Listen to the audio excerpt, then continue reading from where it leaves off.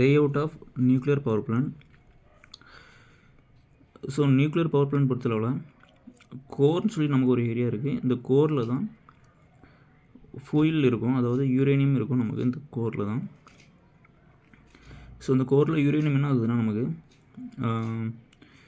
Neutrons ஆகும், alpha beta gamma race ஆகும், ஹீட்டாகவும் வந்து மாறுது. ஸோ இதனால் நமக்கு வந்து ஹை ஹீட் வந்து ப்ரொடியூஸ் ஆகுது. அதே நேரத்தில் alpha beta gamma rays so இதுவும் வந்து நமக்கு ப்ரொடியூஸ் ஆகுது, தேவையில்லாத கதிர்வீச்சும் ப்ரொடியூஸ் ஆகுது. ஸோ இந்த ஹீட் உருவாகக்கூடிய ஹீட் வந்து நம்ம என்ன பண்ணுறோன்னா கோர் மூலமாக கோருக்குள்ள கூலண்ட் வந்து சென்ட் பண்ணுறோம். ஸோ இந்த கூலண்ட் வந்து ஹீட் எனர்ஜி எடுத்து ஹாட் கூலண்ட்டாக மாறி வெளியே வருது. ஸோ நமக்கு ஹீட்டை தவிர ஆல்ஃபா பீட்டா காமா ரேஸும் உருவாகுது. ஸோ அந்த ஆல்ஃபா பீட்டா காமா ரேஸ் கதிர்வீச்சு பார்த்திங்கன்னா நமக்கு கேன்சர் அந்த மாதிரியான நோய்கள் வந்து உருவாகலாம். ஸோ அதை தடுக்கிறதுக்கு தெர்மல் ஷீல்டு வந்து நம்ம யூஸ் பண்ணியிருக்கிறோம். ஸோ இந்த தெர்மல் ஷீல்டு வந்து ஷீல்டு ஆல்ஃபா பீட்டா காமா ரேஸையும் நியூட்ரானையும் வெளியே விடாது. ஸோ ஒருவேளை அதையும் தாண்டி தெர்மல் ஷீல்டையும் தாண்டி நமக்கு ஆல்ஃபா பீட்டா காமா ரேஸ் வந்து வெளியே போகுது அப்படின்னா ஸோ அதை தடுக்கிறது தான் காங்கிரீட் ஷீல்டு சொல்லிட்டு நம்ம வச்சுருக்கிறோம். ஸோ இந்த காங்கிரீட் ஷீல்டும் நமக்கு நியூட்ரானையும் கதிர்வீச்சும் வெளியே விடாமல் தடுக்கிறதுக்கு வந்து யூஸ் ஆகுது. ஸோ நமக்கு இதில் வந்து பார்த்திங்கன்னா ஹாட் கூலண்ட் வெளியே வருது. அந்த ஹாட் கூலண்ட்டை ஸ்டீம் ஜெனரேட்டரில் சென்ட் பண்ணுறோம், அப்படி அனுப்புகிறோம். ஸோ அதே நேரத்தில் இந்த ஸ்டீம் ஜெனரேட்டருக்கு வாட்டரையும் வந்து நம்ம வந்து கொடுக்குறோம். ஸோ இந்த ஹாட் கூலண்டில் உள்ள ஹீட்டை வாட்டர் அப்சர்வ் பண்ணி ஸ்டீமாக மாறுது.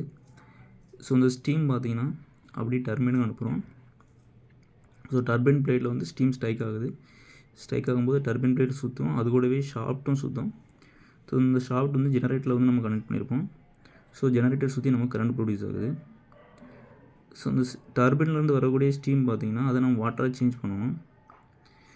ஸோ வாட்டராக சேஞ்ச் பண்ணுறதுக்கு கூலிங் வாட்டர் அனுப்புகிறோம். ஏன் வாட்டராக சேஞ்ச் பண்ணுறோன்னா இப்போ ஆல்ரெடி ஸ்டீம் தான், இங்கே வந்து நமக்கு டர்பைனில் தேவையான ஸ்டீம் தான். ஸோ இந்த ஸ்டீமை மறுபடியும் நம்ம வந்து டர்பைனுக்கு அனுப்பலாம். ஆனால் அந்த ஸ்டீம் பார்த்திங்கன்னா நமக்கு பியூராக இருக்காது, இம்பியூராக இருக்கும். அந்த ஸ்டீமில் நமக்கு வாட்டர் பார்ட்டிகளும் ஸ்டீம் ரெண்டுமே கலந்துருக்கும். ஸோ அது மட்டும் இல்லாமல் நமக்கு வந்து வாட்டராக சேஞ்ச் பண்ணும்போது தான் ஹீட் அப்சர்வேஷன் நல்லா இருக்கும். ஏன்னா வந்து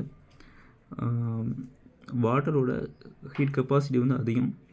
ஸோ அது வந்து ஹீட்டை வந்து ஈஸியாக அப்சர்வ் பண்ணும். ஸோ அதனாலே நம்ம வந்து ஸ்டீமாக வாட்டராக சேஞ்ச் பண்ண வேண்டியிருக்கு. அதுக்காக கூலிங் டவர் யூஸ் பண்ணுறோம், கண்டென்சர் யூஸ் பண்ணுறோம். ஸோ கண்டென்சர் யூஸ் பண்ணி ஸ்டீமை வாட்டராக மாற்றி ஃபீடு பம்ப் மூலமாக ப்ரெஷர் இன்க்ரீஸ் பண்ணி ஸ்டீம் ஜெனரேட் கொடுக்குறோம். ஏன் ப்ரெஷர் இன்க்ரீஸ் பண்ணி கொடுக்குறோம்னா ப்ரெஷர் இன்க்ரீஸ் பண்ணும்போது நமக்கு அதிக அளவு ஹீட்டை வந்து அப்சர்வ் பண்ண முடியும். ஸோ வீட்டில் எக்ஸாம்பிளாக பார்த்திங்கன்னா வீட்டில் யூஸ் பண்ணிட்டு குக்கரில் பார்த்தாச்சுன்னா ப்ரெஷர் அதிகமாக இருக்கும். அப்புறம் ப்ரெஷர் அதிகமாக இருக்கும்போது தான் அது வந்து அதோட டெம்பரேச்சர் பார்த்திங்கன்னா ரொம்ப அதிகமாக இருக்கும்.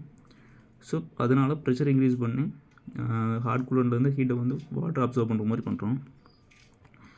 ஸோ அடுத்து பார்த்திங்கன்னா நமக்கு வந்து இந்த ஹாட் கூலண்டாகவும் வாட்டர் தான் யூஸ் பண்ணுவாங்க. ஸோ இந்த ஹாட் கூலண்ட்டு அந்த நமக்கு வாட்டர் ஸ்டீமாக மாற்றி நம்ம டைரெக்டாகவே டர்பைனுக்கு சென்ட் பண்ணலாம் அப்படிங்கிற ஒரு கொஸ்டின் வரும்.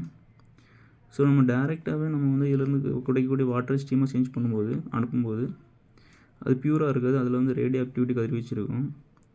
ஸோ அந்த ரேடியோ ஆக்டிவிட்டி கதிர்வீச்சு இந்த பம்பு டர்பைனில் வந்து படும்போது ஸோ கதிர்வீச்சு அதிகமாக பரவதுக்கான வாய்ப்பு இருக்குது. ஸோ ஒர்க்கருக்கும் அதனால் பாதிப்பு ஏற்படும்.